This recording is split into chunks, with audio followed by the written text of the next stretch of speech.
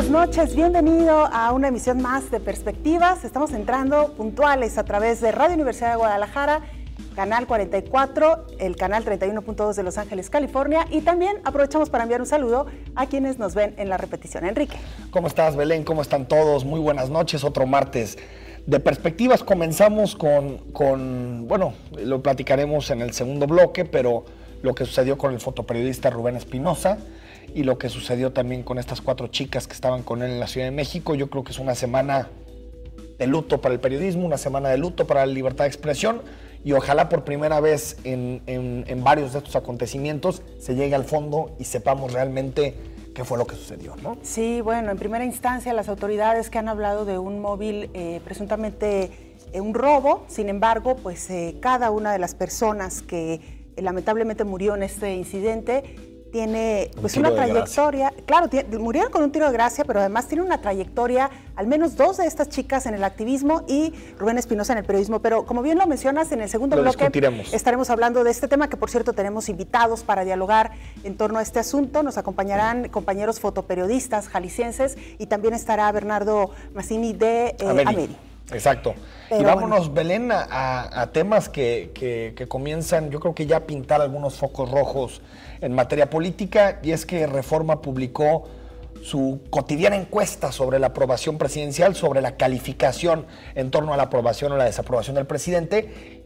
La primera encuesta, hay que decirlo, Belén, después de la fuga del Chapo, entonces tenía este morbo, ¿no? De no saber hasta qué punto iba a bajar o no la popularidad del presidente, y queda claro que Peña Nieto pasa por una crisis muy complicada, una crisis yo creo que ningún presidente ha vivido. No sé si podemos pensar en alguien que haya tenido una crisis de esta magnitud.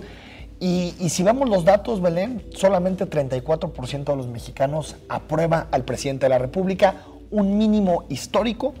Y también me parece que es un problema porque faltan 3 años y 6 meses para que termine el sexenio. Sí, y si vemos las gráficas, las que ha publicado precisamente el diario Reforma, pues nos daremos cuenta cómo la caída va casi que en caída libre. Sí. Y como bien lo mencionas, estamos llegando a estos niveles a mitad de sexenio. Si sigue esta tendencia, no quiero saber cómo va a terminar el sexenio Enrique Peña Nieto, ¿no? Ahora, Belén, en ese mismo sentido, vemos en la gráfica que en realidad el descenso comienza prácticamente en junio, julio de 2014, es decir, prácticamente va a cumplir un año en caída libre, y yo creo que habría que vincularlos con distintos acontecimientos. El primero, con la reforma fiscal. La reforma fiscal fue muy mal vista y en términos generales causó un impacto en las finanzas de las familias y en las finanzas personales muy fuerte.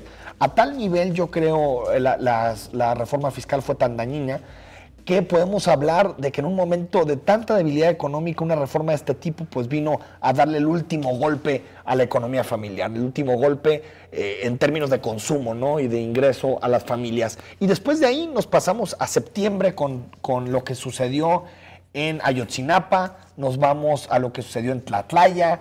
También podemos hablar de lo que sucedió, por ejemplo, en temas tan controversiales en su momento como fue la Casa Blanca. Es decir, es la articulación de muchos problemas que han terminado por golpear la credibilidad del presidente de la República, y yo creo que ninguno de estos, Belén, y ese es un tema que también ha hecho que el presidente no recupere su credibilidad, ninguno de estos temas, ni Ayotzinapa, ni Tlatlaya, ni las Casas Blancas, se ha de verdad resuelto.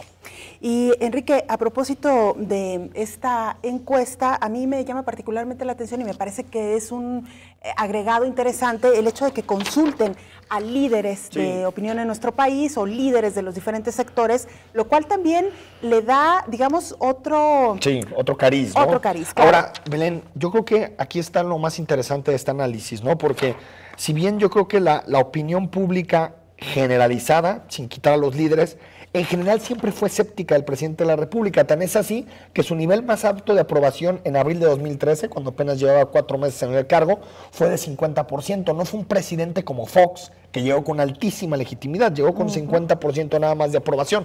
Por supuesto que se derrumba hasta el 34% actual, pero es 16% de derrumbe nada más en términos de aprobación. Lo que es impresionante es en lo que tú mencionabas, en lo que tiene que ver con los líderes.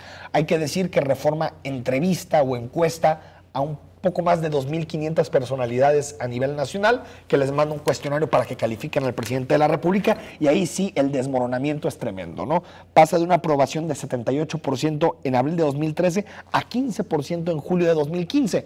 Esto nos dice que los líderes son más maleables a los golpes de la opinión pública y que en realidad, y creo que eso nos debe enorgullecer como país, la opinión pública mexicana siempre fue escéptica de los cambios reales en este sexenio. En realidad esto del retorno del PRI y el perdón eterno, pues en realidad no había surgido, ¿no? En realidad había un escepticismo muy claro, ¿no? Y sabes qué, Enrique, me parece también que hay otro elemento interesante en lo que a los líderes corresponde, porque suponemos, de entrada, que tienen información que el ciudadano común no tiene. En ese sentido, pesa mucho más la valoración y la calificación que hacen sobre el trabajo del presidente. Pero también, Belén, yo creo que los líderes fueron de alguna forma ingenuos al calificar también al presidente cuando no había tenido ningún resultado. Lo calificaron más por sus aspiraciones o por su programa reformista que realmente por los resultados que ya había dado en términos económicos o en materia de seguridad. Es decir, creo que le dieron un bono muy alto de crédito. Y creo que en el tema del Chapo, que es algo importante, el hecho de que puedo decir, el trofeo máximo de Peña Nieto, que es agarrar al Chapo, se le vaya en menos de 2 años, y aparte que su segundo trofeo en términos de reformas, que fue la reforma energética, se enfrente a una ronda 1 que no ha dado prácticamente ningún resultado, creo que tiene el presidente en estos niveles, ¿no? Ya no se le ataca solo por sus debilidades, sino aparte sus fortalezas. El Chapo y la reforma energética también se están poniendo en duda, ¿no? Por ejemplo, en la reforma educativa, los encuestados califican mal esta reforma con un 42%, es decir, la mayoría opina que esta reforma educativa está mal planteada, mal elaborada. En lo que ya mencionabas, el combate al crimen organizado, también lo evalúan mal los ciudadanos con un 64%. La fuga del Chapo, ni se diga, 79% opinan que está mal lo que ocurrió con esta fuga. Y cuando les preguntan si cree que el Chapo contó con ayuda de funcionarios para fugarse, el 87% dice sí. Me parece que lo interesante es que hay un 4% que dice que no. Imagínate. Entonces, bueno. si hay gente que piensa que en realidad un porcentaje de la población cree que se fue sin ayuda de ningún tipo de funcionarios, la mayoría cree que no, que en realidad sí tuvo apoyo. Pero si nos vamos, Belén, mucho más al análisis, digamos, estructural de este problema, pues lo que veníamos comentando la semana pasada, ¿no? La crisis que vive Peña Nieto es una crisis muy, muy prematura en su sexenio, y yo no le veo visos de salida, ¿no? Incluso declaraciones como la que hizo Belén el día de ayer, donde dijo que no estábamos tan mal como otros países. Si bien es una declaración que creo que es muy poco afortunada, si la dice en un contexto en el que es bien visto el presidente, se podría llegar a entender como incluso, digamos, una especie de gesto de que las cosas no van bien, pero que bueno, el barco se puede estar a flote, ¿no? Pero en un contexto así de nula credibilidad, pues se entiende como casi en son de broma, ¿no? Claro, no, fue bastante criticada esta declaración de Enrique Peña Nieto. Y fíjate, a propósito del contexto en el que lo dijo, días después de que Coneval presenta el resultado en materia de pobreza en nuestro país, donde se suman 2 millones de mexicanos a la pobreza, evidentemente no es un dato alentador.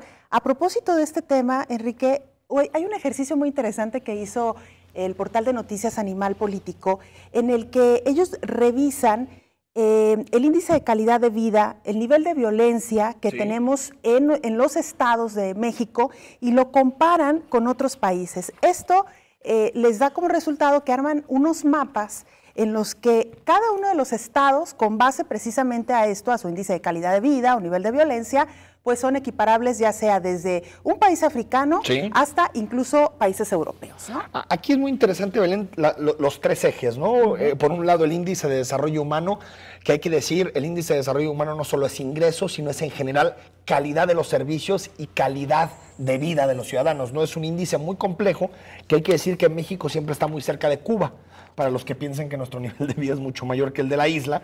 Y lo interesante es que hay una diferencia tal en términos regionales, que tenemos estados como el caso de Chiapas, que lo podemos vincular en términos comparativos con países como Siria. Hay que decir que Siria vive bajo una dictadura férrea de Bashar al-Assad, un país pues, prácticamente con nulo desarrollo en los últimos años, pero también tendríamos a estados que tienen niveles de desarrollo como Uruguay, que se le ha llamado la Suiza americana por muchos años, y que sería el caso de Nuevo León, ¿no? Que está muy vinculado a estos datos. Esto habla, Belén, de la enorme complejidad de nuestro país y de otro tema que no se ha discutido mucho. Un tema que tiene que ver con la forma, Belén, en que se asignan los recursos públicos. Sigue habiendo un criterio por persona y no por necesidad. Eso hace que los estados ricos reciban prácticamente el mismo dinero por persona que los estados pobres y no nos permitan hacer realmente una distribución de la riqueza. Chiapas tiene 80% de pobreza, mientras Nuevo León tiene solamente el 18% de pobreza. Ese tipo de asimetrías tenemos en un país como México, ¿no? Y bueno, el caso de Jalisco, por ejemplo, que en lo que a índice de desarrollo humano se refiere, como bien lo mencionabas, pues incluye salud, educación, los desarrollos, las oportunidades que tiene un bebé para crecer y desarrollarse en un ambiente propicio en su estado. Bueno, en el caso de Jalisco es similar al índice de desarrollo humano que tienen, por ejemplo, en Perú. En cuanto a los ingresos, que ya lo mencionabas también, el Producto Interno Bruto per cápita, lo que recibe un ciudadano en cuanto a adquisición o riqueza. Bueno, por ejemplo, tenemos que los capitalinos, es decir, los habitantes del Distrito Federal, tienen un ingreso per cápita en 2012 de $36,562, ligeramente superior al de los franceses. Anuales. Anuales. Los mejores evaluados, sin embargo, no son los capitalinos, sino los campechanos, cuyo ingreso promedio es de $106,837, casi la misma cantidad de la que gozan los habitantes de Luxemburgo. El Principado, que es el país más, sí, es el país más rico de Europa, Luxemburgo, incluso es un paraíso fiscal. Pero en el caso de Jalisco estamos como Bulgaria. Bulgaria es un país de la Unión Europea, uno de los más pobres de la Unión Europea, pero estamos hablando de que está cerca del primer mundo Bulgaria. Esto nos habla, Belén, no solo de estas simetrías que hablábamos, sino también de un país que no ha logrado ser contextualizado en su integralidad, ¿no? No hay políticas regionales, no hay contextos, digamos, de asociaciones productivas, y esto hace que las diferencias sean grandísimas entre los estados. O sea, son tremendos. Por ejemplo, ya hablabas de Luxemburgo, que es uno de los países más ricos del mundo, pero también tenemos, por ejemplo, a Oaxaca, que está comparado a El Salvador, uno de los países más pobres de Centroamérica. Es decir, tenemos que hacer algo en materia de no solo de combate a la pobreza, sino de distribución federalista de los recursos, ¿no? Que cómo encontrar un federalismo más solidario donde los estados con más ingresos puedan apoyar a los estados con menos ingresos. Claro, y a diferencia, perdón, Belén, de lo que dijo el Bronco en su primera declaración, que es Nuevo León necesita más dinero. No, más dinero necesita Chiapas, no Nuevo León. Exacto, totalmente de acuerdo. Y el último dato, ya para irnos a la pausa, el tema de tasa de homicidios, donde también hay estas asimetrías, Chihuahua y Guerrero, equiparables a Venezuela. En Yucatán, los homicidios son casi tan extraños como para un canadiense, es decir, es equiparable a Canadá, y en el caso de Jalisco, pues estamos similar a Nigeria. Ahí están las asimetrías de un país tan diverso y complejo como México. Bueno, nos vamos a la pausa, regresamos con un tema tremendo, el asesinato de un fotoperiodista, 4 mujeres más, regresando de la pausa.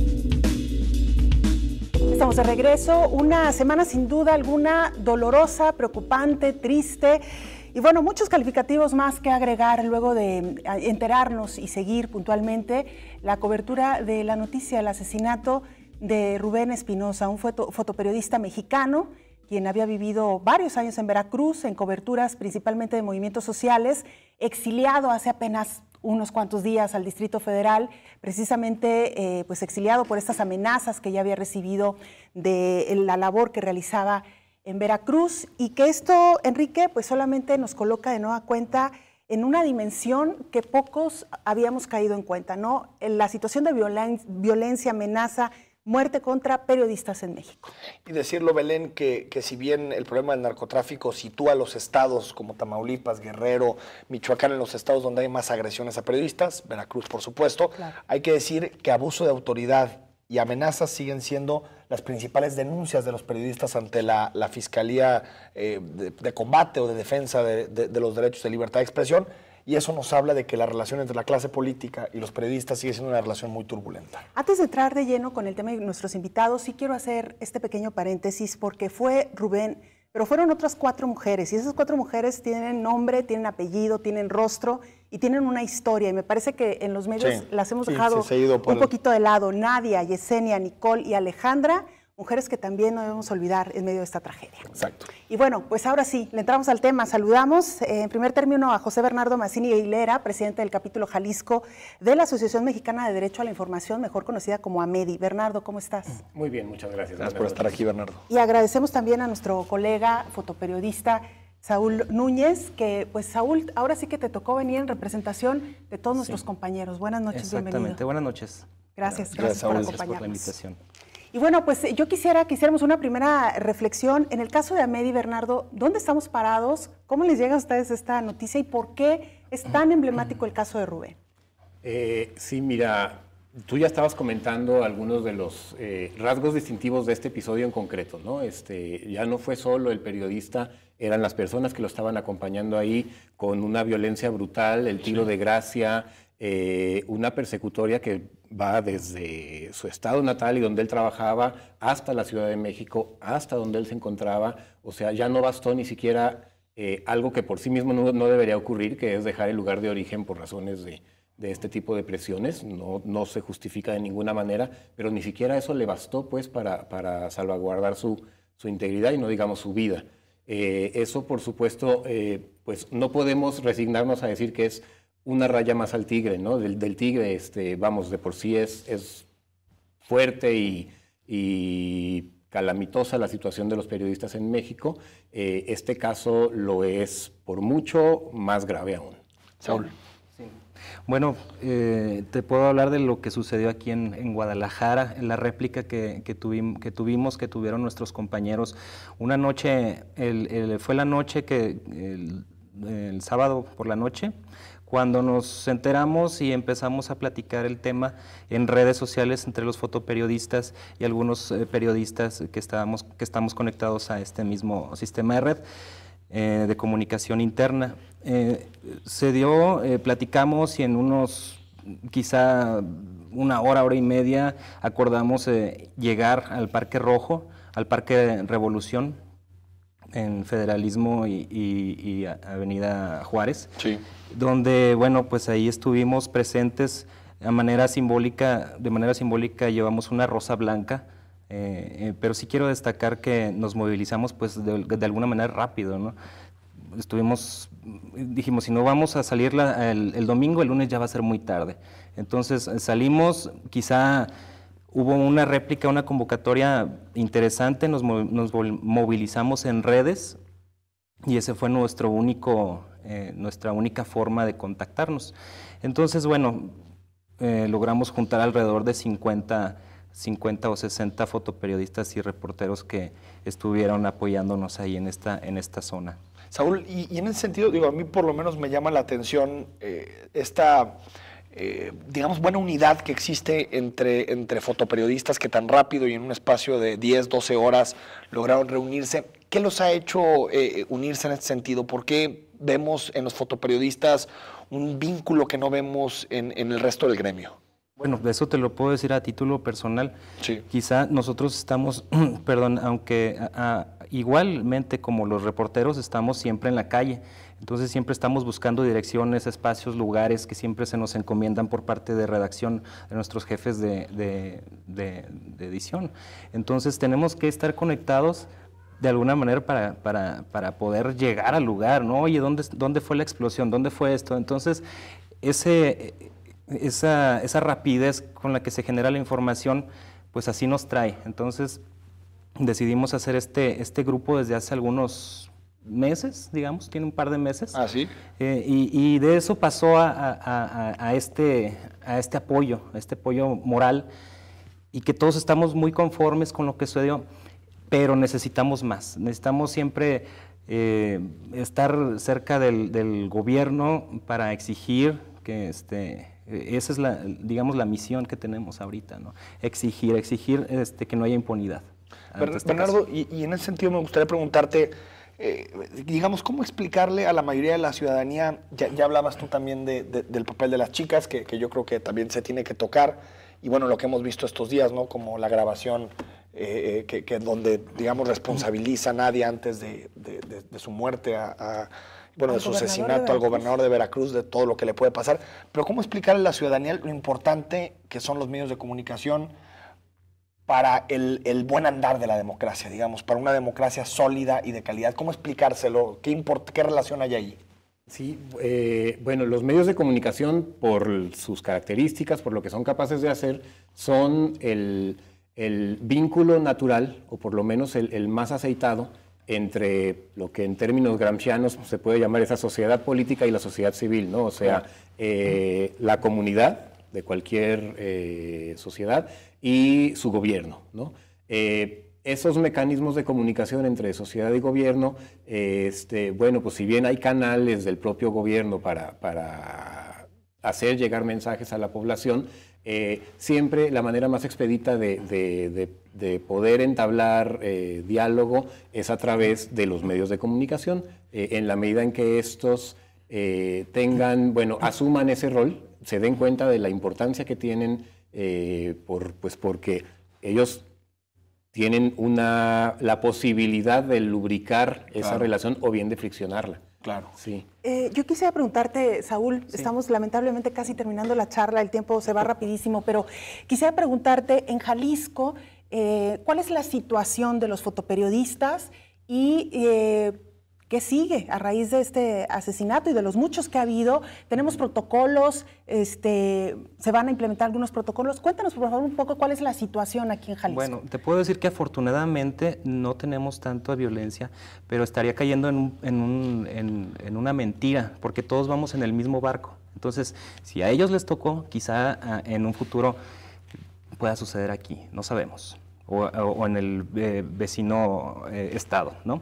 Entonces, tenemos que estar unidos. Y la situación aquí en Guadalajara, te digo, no es tan terrible, pero recordemos el año pasado, por lo menos, fue circunstancial, pero le quemaron un automóvil a un medio de comunicación. Sí, claro. Entonces, bueno, pasan cosas así que son circunstanciales, pero ahí estamos nosotros. ¿Y qué condiciones son exigibles? Digamos, ¿qué temas dirían el gobierno tendría que atender estos temas que nos causan problemas? Bueno, nosotros comenzamos desde el principio, queriendo tener un protocolo de seguridad. Con ese nos estamos manejando, ya tomamos ese curso, es para saber cómo actuar en situaciones de riesgo, avisar a algún fotoperiodista o al editor, no irse solo a un evento, siempre estar comunicado. Entonces son ese tipo de cosas las que nos ayudan, pero pues es una especie de unión. Estaría muy padre que el gobierno del estado nos ayudara con ese tipo de capacitación, porque realmente esos cursos son muy caros. Claro. Entonces, bueno, podría ser de esa manera, ¿no? Quizá igual más bien desde los medios de comunicación, ¿no? Bueno, que también no se hace. Bernardo, ¿ves un antes y un después de este caso? ¿Ves una división, digamos? Ahorita estamos en medio de ese antes y de ese después, ¿verdad? Tiene que haber un después, definitivamente. A lo que me refiero es que, bueno, ese después tiene que ser distinto al antes, ¿no? La solidaridad entre periodistas tiene que acrecentarse mucho más. Claro. La misma creatividad con la que a veces se hace periodismo de investigación por parte de quienes son pues, los periodistas de más rigor, esa misma creatividad hay que mostrar ahora para protegerse entre ellos mismos. Por supuesto que tenemos que seguir exigiendo a las autoridades que cumplan su parte respecto a la protección de las garantías de los profesionales del periodismo, pero corremos un riesgo muy grande si nos atenemos únicamente a lo que sea capaz, incluso de buena fe, el gobierno de hacer para proteger a los periodistas. Se necesita hacer vínculos mucho más estrechos entre ellos mismos, entre el gremio. Claro. Bueno, pues lamentablemente el tiempo se nos agotó. Muchísimas gracias a ambos por habernos acompañado. Gracias. Dos datos nada más, Enrique, antes de irnos a la pausa. Uno para la reflexión, hasta dónde el gobernador de Veracruz tendría que ser llamado a declarar por diferentes motivos, entre ellos pues hay quienes lo han tomado como una especie de amenaza velada, ¿no? En un discurso previo a la muerte de Rubén Espinosa. Y el otro dato rapidísimo, según la organización Artículo 19, 70 periodistas han sido asesinados desde 2007 y cada 26 horas se registra una agresión. Guerrero, Veracruz encabezan pues esta lista de situación tremenda. Que Guerrero tiene que ver más con causas, digamos, del crimen organizado y Veracruz con causas políticas. Que ese es otro fenómeno que ojalá tengamos oportunidad luego de analizar. me parece que hemos empezado a dar giros en cuanto a los motivos por los cuales un periodista se siente amenazado. Anteriormente esas amenazas venían del crimen organizado y hoy me parece que los motivos y los personajes que están agrediendo periodistas vienen de otros ámbitos, pero esto lo dejaremos para otra ocasión. Regresamos, que ya llegó Miguel Castro. Vámonos a la pausa.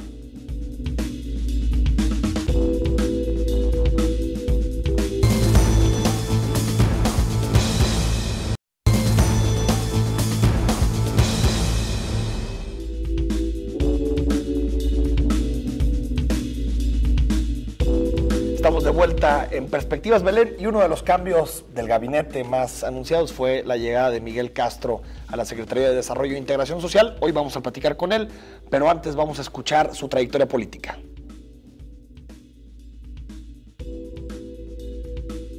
Miguel Castro Reynoso, tapatío, 40 años de edad, 20 de ellos militando en el Partido Revolucionario Institucional, es desde la semana pasada el nuevo secretario de Desarrollo e Integración Social en el gabinete del gobernador de Jalisco, Jorge Aristóteles Sandoval. Tenía 28 años cuando fue electo por primera vez alcalde de Tlaquepaque. Repetiría la encomienda un trienio después, gobernando la Villa Alfarera del 2009 al 2012. Durante el proceso electoral de este año y siendo dirigente del PRI en Guadalajara, recibió la encomienda de coordinar la campaña del candidato del tricolor a la alcaldía tapatía, Ricardo Villanueva. Hasta hace unos días, Castro Reynoso se desempeñaba como diputado local en la presente legislatura de la que fue coordinador de la bancada del tricolor en el primer año de gestión.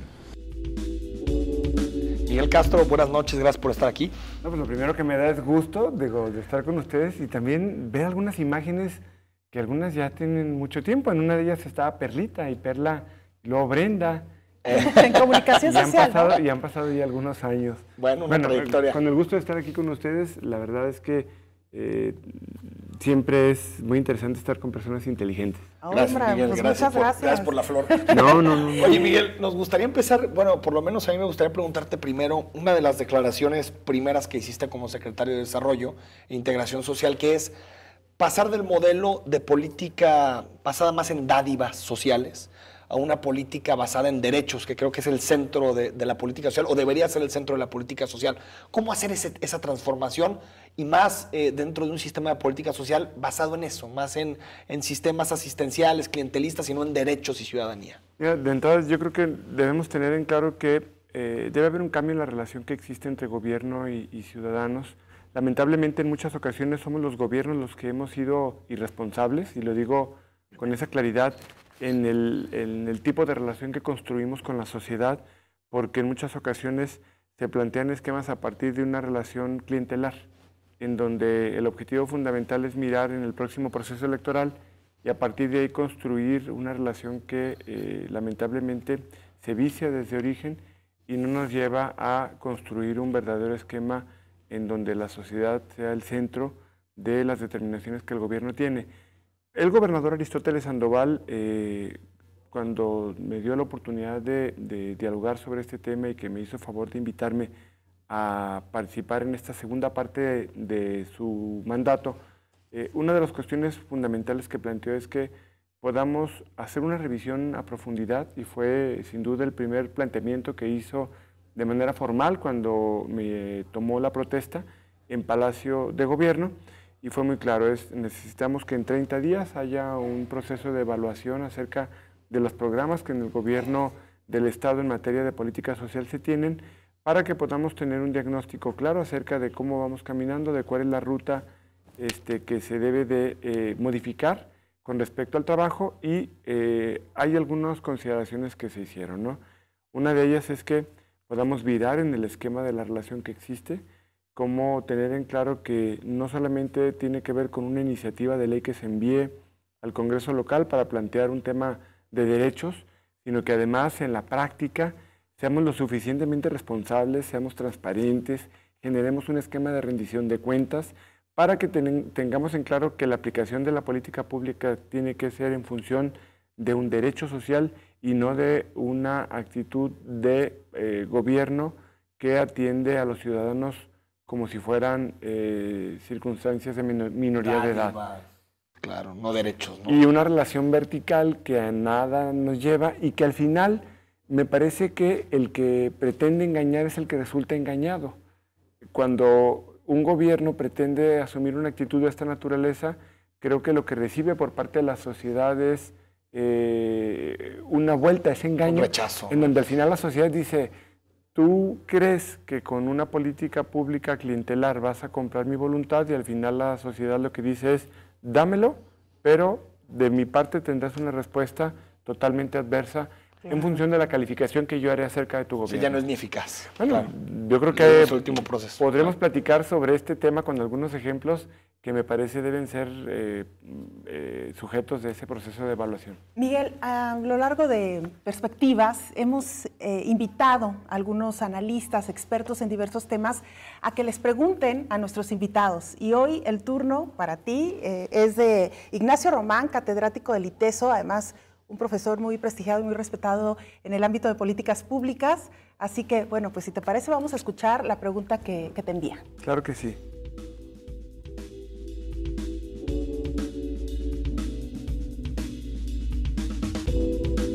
Tenemos la pregunta de Ignacio Román. Ahí vamos. Ahora va. Vamos a abrirla. Bueno, vamos a... Tenemos ahí problemas con la pregunta de Ignacio Román. A mí me gustaría preguntarte, Miguel, antes de que escuchemos al economista Ignacio Román, ¿ya tienes algún diagnóstico de lo que sucedió con los datos de Coneval? Porque son datos muy buenos, aquí los platicamos la semana pasada, ¿no? sorprendentes, pero tengo la impresión de que el gobierno del Estado no saben exactamente qué tipo de programas fueron los que dieron esos resultados. ¿Ya tienes algún diagnóstico? Mira, bueno, de entrada, la realidad de los resultados en Jalisco se pueden medir como un resultado positivo hasta cierto punto. Hay que verlo con muchas reservas. No podemos echar campanas al vuelo por una evaluación que pues finalmente tiene aproximadamente 270,000 personas que cambian su estatus, por lo menos así lo plantea la evaluación, de pobreza extrema, pobreza moderada, y que tenemos que voltear a ver quiénes son los que se quedan todavía afuera, y estamos hablando de casi 3 millones de personas. 2.7 millones de personas todavía están en una condición de esta naturaleza. 1, 2. Evaluar el tema de las políticas sociales con respecto al tema de los ingresos.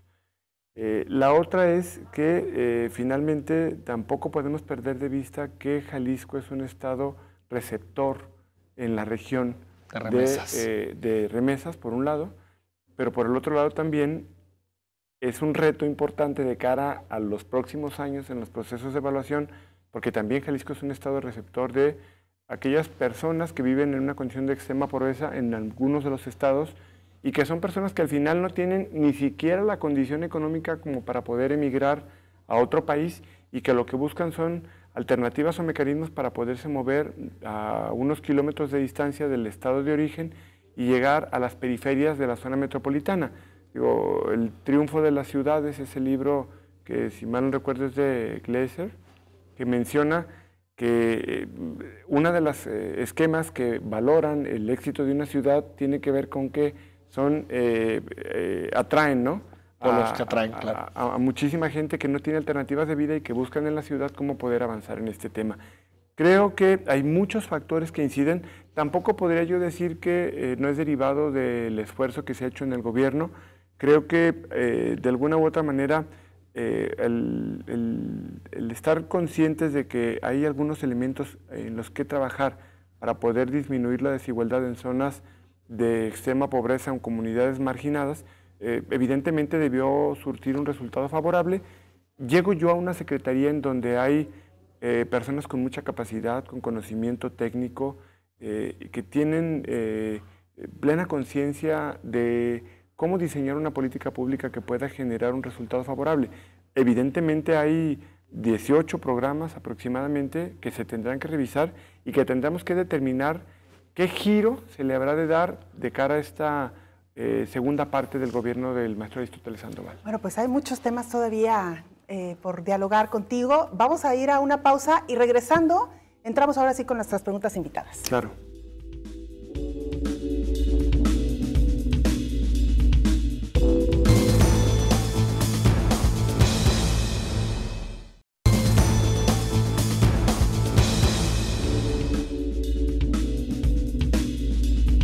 Estamos de regreso en Perspectivas y ahora sí, bueno, estamos platicando con Miguel Castro, ahora sí vamos a escuchar la pregunta que le hace el economista del ITESO, Ignacio Román. Miguel, ¿qué tal? Muy buenas tardes. Muchas felicidades por su nombramiento como nuevo secretario de Desarrollo e Integración Social. A usted le va a tocar muy probablemente lidiar durante los próximos 3 años con toda la gestión de los programas sociales, incluyendo el periodo de elecciones del 2018. Según la encuesta nacional de ingreso-gasto de los hogares, resulta que 20% de los hogares con menores ingresos, es decir, poco más de 3.2 millones de hogares, perciben beneficios provenientes de programas gubernamentales. Para el 10% más pobre de los hogares, esas transferencias representan 20% de sus ingresos corrientes y para el 10% siguiente representa todavía el 10.4% de sus ingresos. Más allá de las consideraciones jurídicas, en términos políticos, ¿qué consecuencias considera usted que merecería algún o algunos funcionarios que en Jalisco pudiesen eventualmente llegar a utilizar los programas gubernamentales con fines de proselitismo político en favor de algún partido? Muchas gracias. Ahí está el gran tema, la politización de los programas sociales. Por supuesto, y qué es lo que compartíamos hace un momento. Miren, yo nunca he regado de mi historia personal y de mi responsabilidad que he tenido previamente, pero también les debo decir una cosa. Siempre he sido muy respetuoso de los cargos que he podido tener y estoy totalmente convencido de que lo que plantea Román es algo más que una pregunta. Me parece que tiene que ver con un estilo y con una responsabilidad de desempeñar un cargo de esta naturaleza.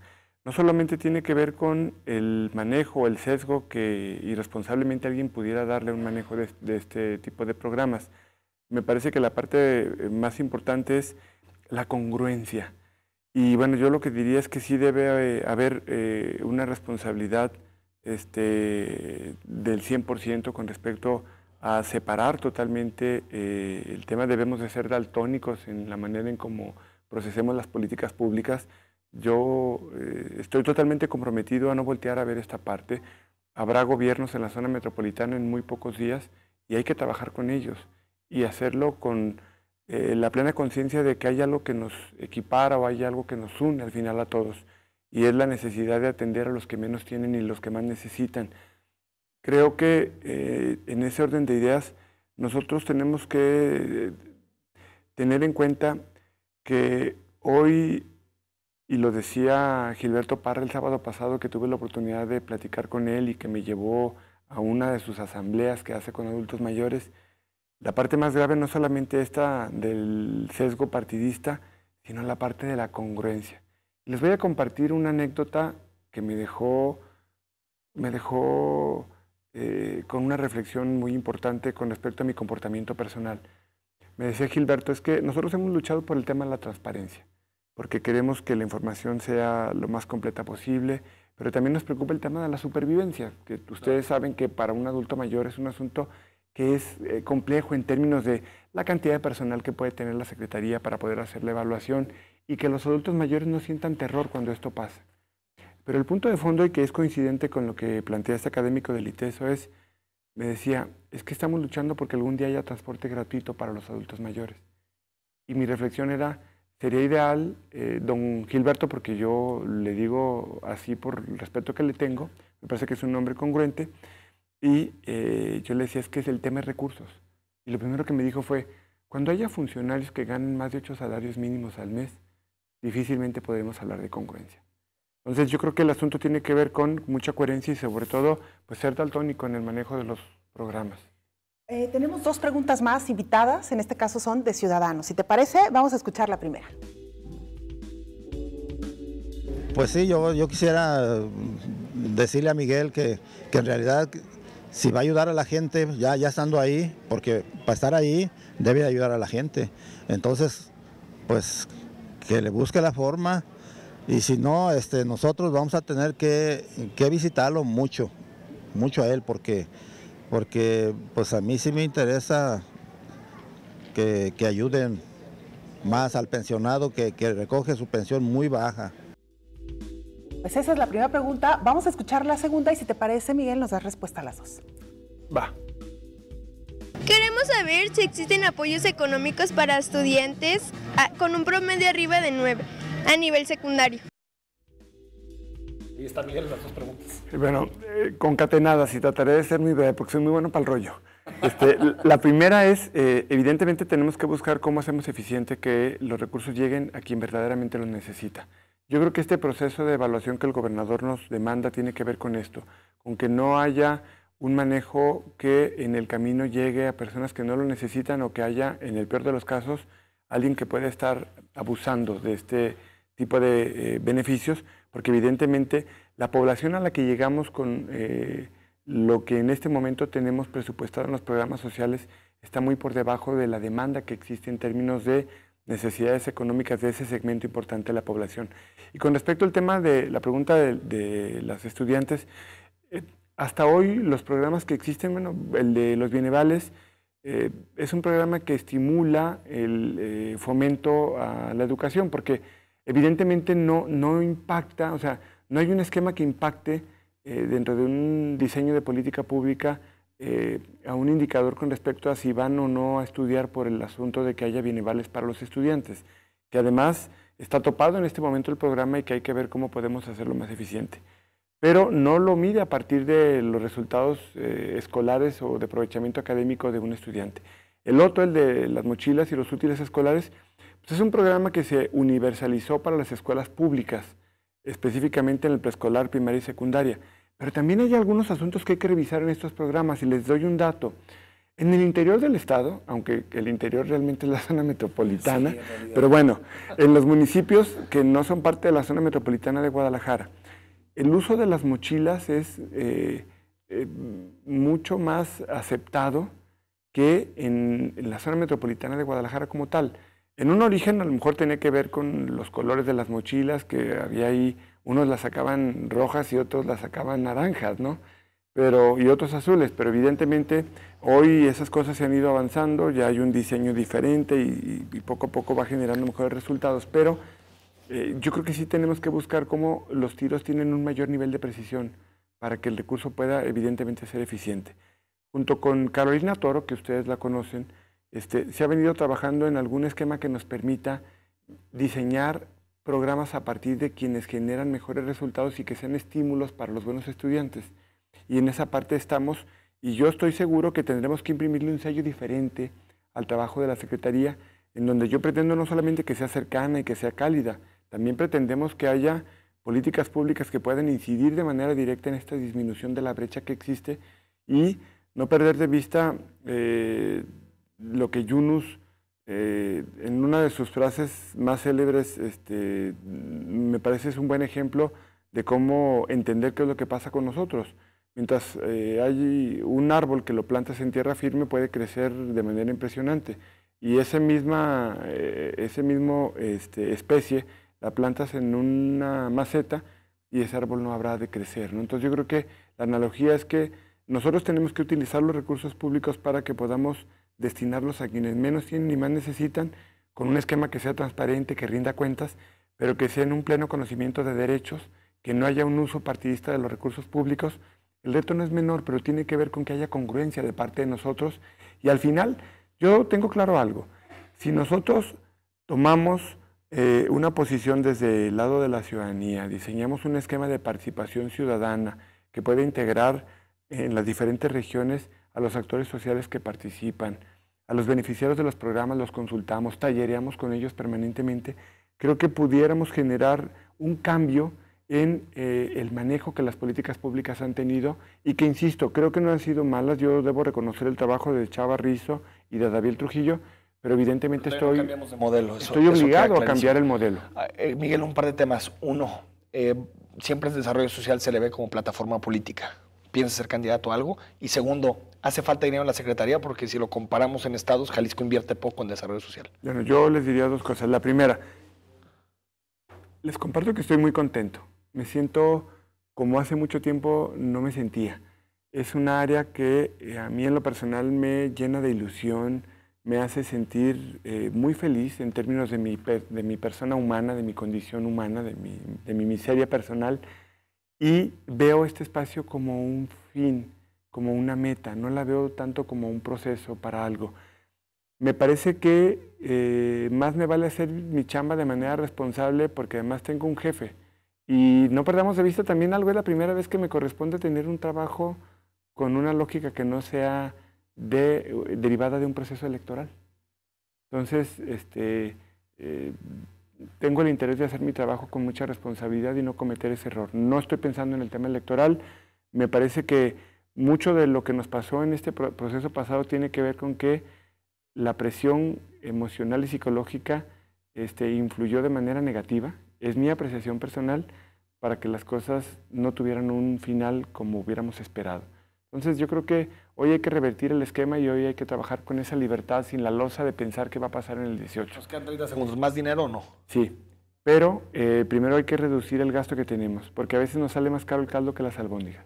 Bueno, pues se nos acabó el tiempo. Muchísimas gracias, Miguel Castro, titular de la Secretaría de Desarrollo Social, por habernos acompañado. Enrique, muchas gracias. Muchas gracias, Miguel. Gracias por a estar ustedes. aquí. Hasta luego, muchas gracias a usted, muy buenas noches.